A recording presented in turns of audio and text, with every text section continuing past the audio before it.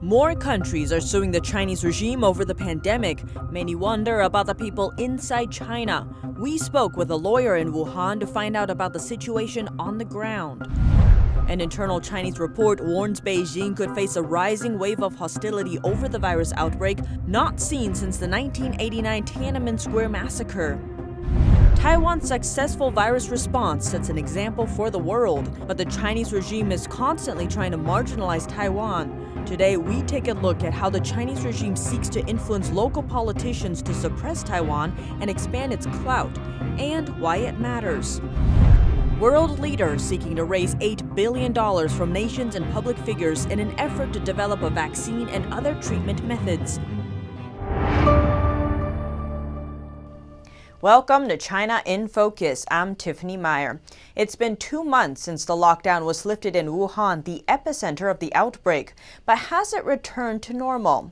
We talked to Zhang Zhan, a Chinese lawyer who stayed there as a citizen reporter. She told us the people in Wuhan are leading a very poor life. Because of the Communist Party's propaganda, most of them believe the virus came from the U.S., and fear of the authorities stops them from probing any further. In China, it's almost impossible to win a lawsuit against authorities because the legal system is under the control of the Communist Party. Ms. Zhang told us she once wanted to help a 64-year-old hospital cleaning worker. The worker recovered after getting infected with the virus but could no longer work. Her husband sadly died from the virus. Her son has an intellectual disability. She has no income or financial aid. Her workplace only gave her about $300 when she left. She could only put pressure on the authorities and hospital to help her going public on social media. But she gave up in the end. Ms. Zhang said it's because she was afraid. She discovered that defending her rights is very dangerous. She has to use the public to put pressure on the government and the hospital, but she's afraid of offending them. So she did nothing in the end and just let it go. I think this is just like waiting for something to drop from the sky. Ms. Zhang said fear is still deeply rooted in the minds of the people. It comes from past political campaigns in China where people were persecuted, brainwashed, and even killed. They've been through the Cultural Revolution. Back then, people had to be careful about every word they said. Fear has completely clouded their understanding. They can't break through the fear they've carried with them since their youth. The Communist Party is so cruel that the fear it instills completely destroys human nature. People lose their judgment, so they won't even protect their family members. That makes it even less possible to talk to them about what's right and wrong. They are completely controlled by the fear of mass killing. They are completely enslaved. Ms. Zhang met a person who had been sent to a makeshift hospital. Ms. Zhang asked him what he saw there. He refused to tell her and said something even more extreme than the Communist Party's propaganda. He told me to say things with positive energy instead of negative energy. He said nobody died in Wuhan. Authorities told me that anything I don't see for myself is a lie. So I think no one died in Wuhan. Ms. Zhang believes this is the result of the Chinese Communist Party's brainwashing. After being deceived by the media, people think that everything they have was given by the Communist Party.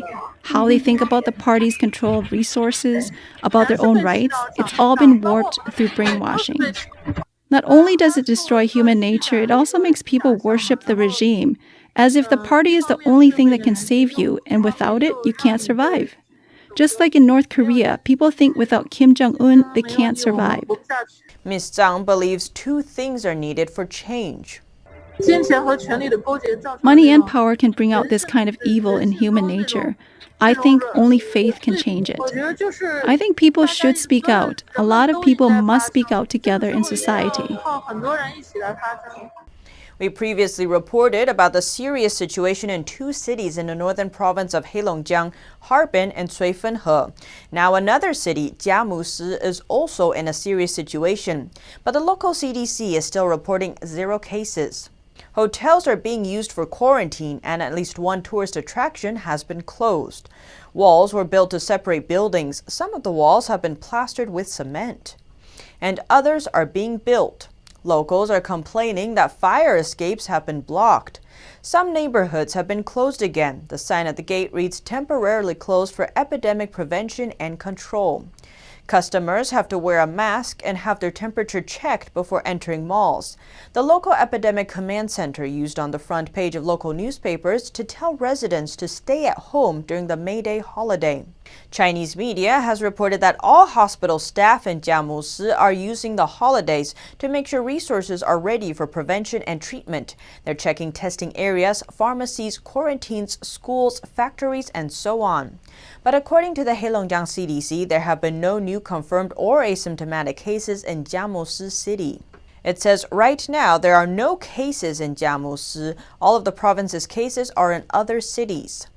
UK Defense Secretary Ben Wallace shared his personal experience battling the virus on Monday. He told Sky News the virus sapped his energy and he lost his sense of taste and smell. Wallace said in a radio interview with the London Broadcasting Company that China has questions to answer on the spread of the virus. He said more transparency and sharing of information between countries would have saved lives. An internal Chinese report warns that Beijing faces global backlash over the virus, just like after the Tiananmen Square massacre in 1989. People familiar with the matter told Reuters hostility towards Beijing could tip relations with the U.S. into confrontation. The report comes from the China Institute of Contemporary International Relations. Tensions between China and the U.S. are at an all-time high, with deepening mistrust and friction over trade and technology practices, as well as issues surrounding Hong Kong, Taiwan, and territories in the South China Sea.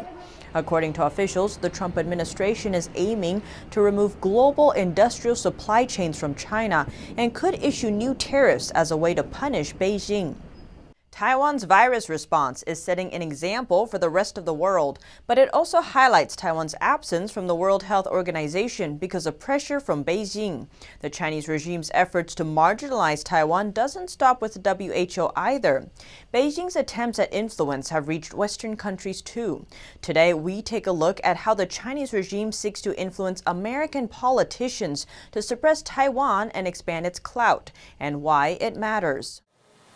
Let me read you an excerpt of a letter from a Chinese diplomat. It was China's consul general in New York, sent a letter last month to the speaker of one of your state legislatures.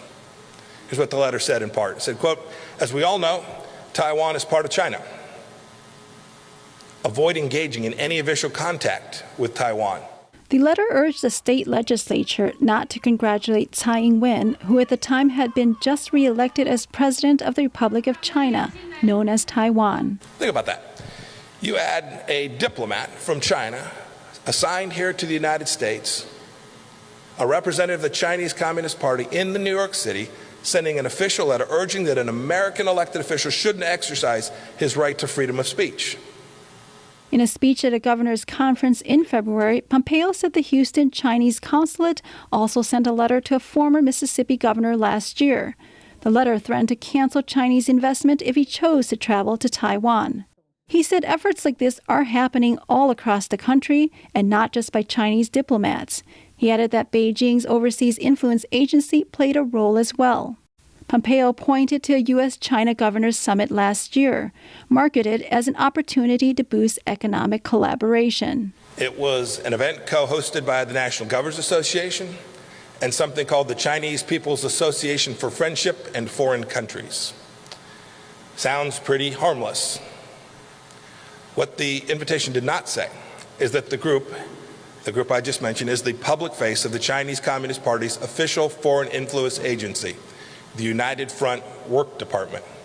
In 2018, a congressional commission published a 40-page report about China's United Front Department and its operations. It says, quote, "The United Front strategy uses a range of methods to influence overseas Chinese communities, foreign governments, and other actors to take actions or adopt positions supportive of Beijing's preferred policies," end quote.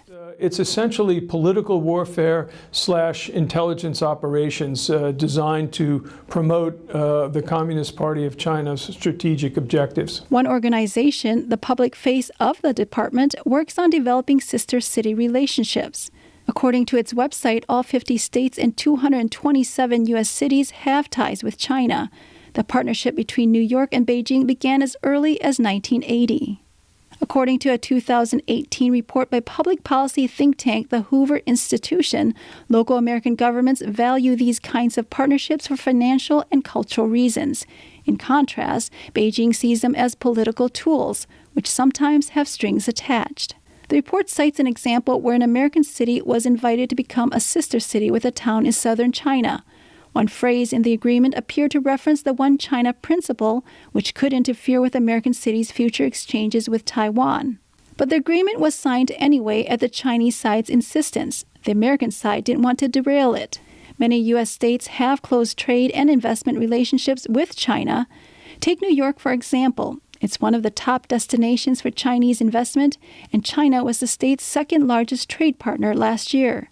Based on ties like these, the Chinese regime's influence agency and local proxies, including pro-Beijing Chinese-American organizations, seek to cultivate relations with local politicians to expand Beijing's clout and foster positive views of the regime.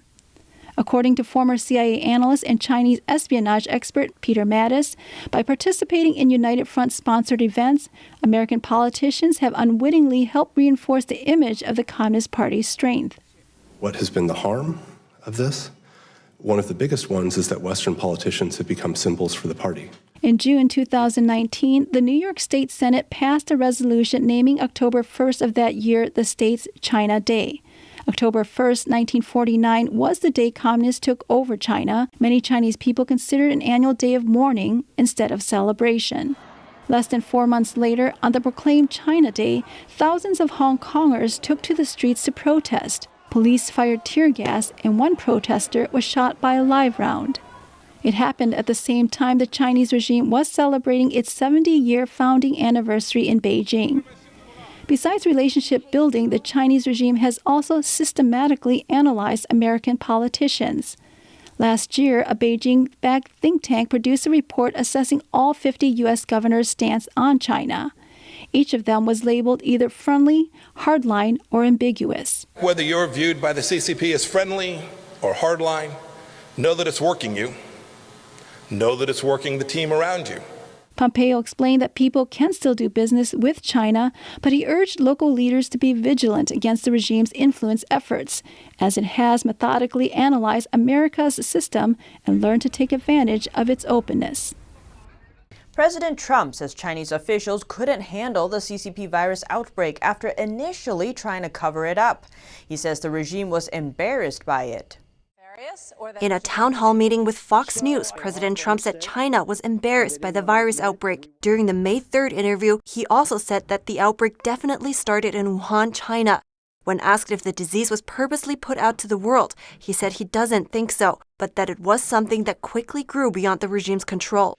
And my opinion is they made a mistake. They tried to cover it. They tried to put it out. It's like a fire. It's really like trying to put out a fire. They couldn't put out the fire.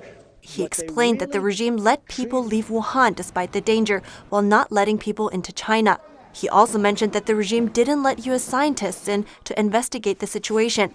They let the WHO in only after the situation became more serious. Hours after the interview, Trump sent out tweets aimed at media outlets criticizing his handling of the outbreak. One of the tweets says that he responded to the virus outbreak as quickly as possible based on the information he was getting from the intelligence community.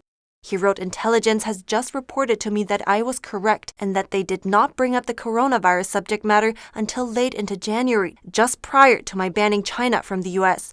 Another tweet mentions that he let U.S. citizens back into the country safely, writing the people that were allowed were heavily scrutinized and tested U.S. citizens.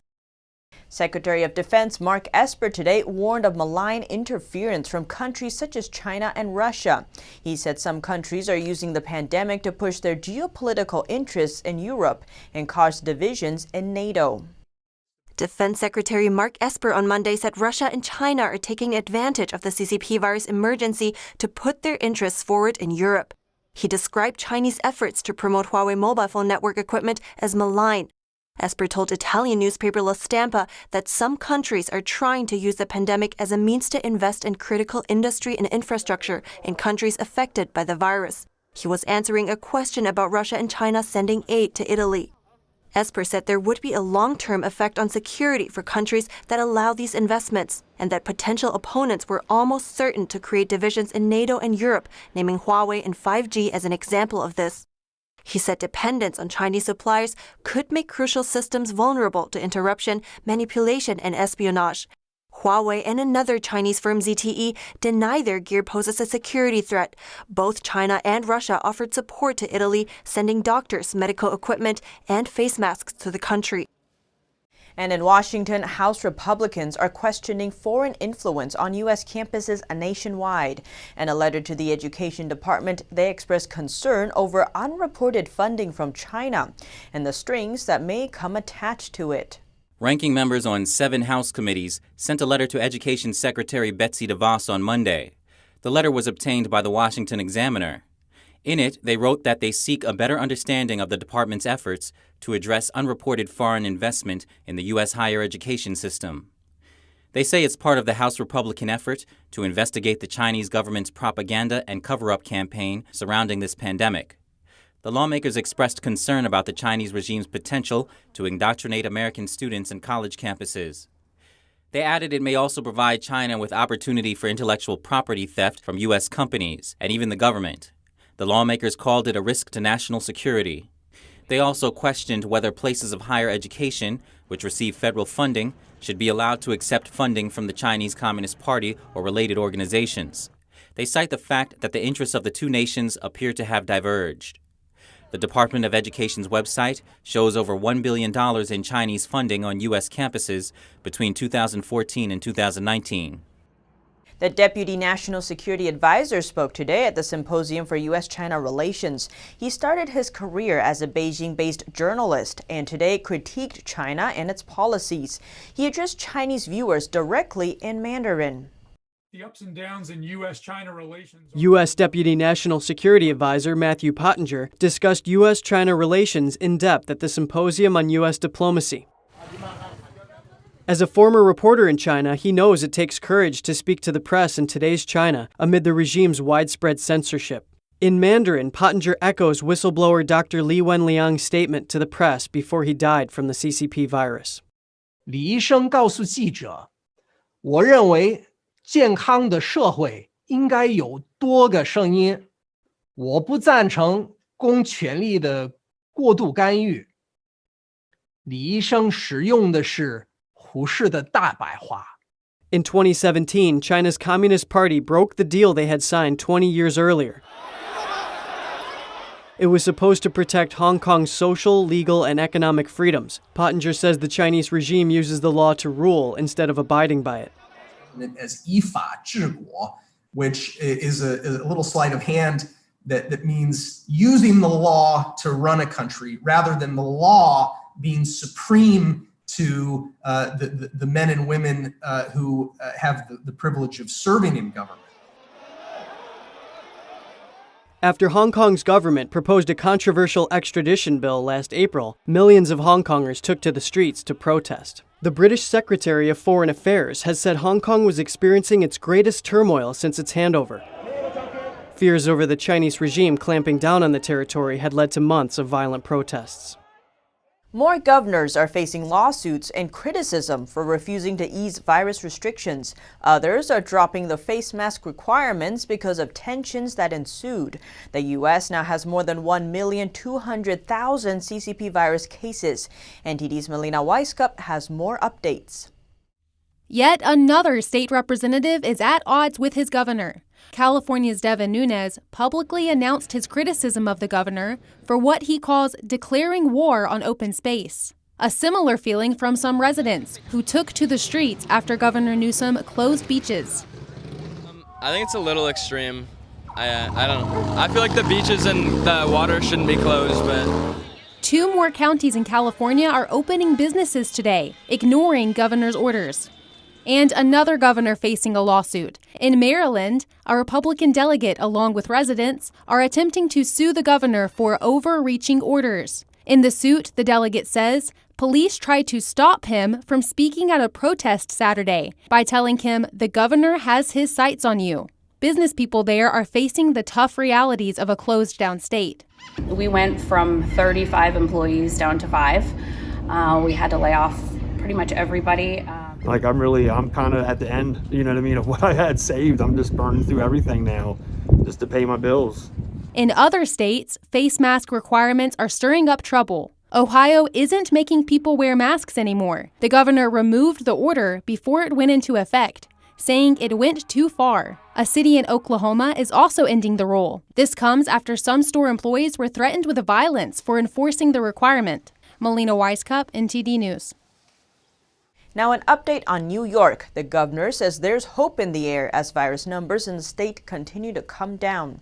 1 million people have now been tested for the virus in the state, and over 300,000 of them have tested positive. The good news is that less than 10,000 are currently hospitalized with the virus, and fewer people are being admitted to the hospital every day.